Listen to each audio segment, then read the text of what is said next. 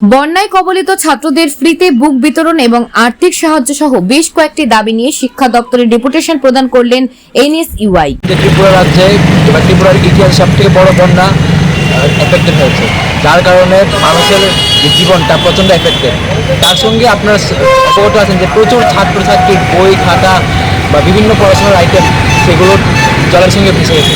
তাই আজ আমরা এনএসের পক্ষ থেকে director of higher education, elementary education এবং সেকেন্ডারি এডুকেশনের কাছে আসলাম, যাতে তারা ছাত্রছাত্রীদের ফ্রি অফ কস্ট সমস্ত বই রিপ্লেস করে দেয় এবং দ্বিতীয়ত তাদেরকে ছাত্রছাত্রীদের যাতে ফাইন্যান্সিয়াল অ্যাসিস্ট্যান্স প্রোভাইড করা হয়, একটা আর্থিক সহায়তা যাতে প্রোভাইড করা হয়, যাতে ছাত্রছাত্রীরা তাদের স্টেশনারি আইটেমগুলো কিনতে পারে। বই খাতা দিয়ে তো আর পড়াশোনাটা আইটেমে যাবে না, পড়াশোনা করার জন্য কলম খাতা সবই লাগবে, গাইড বুক, রেফারেন্স বুকস।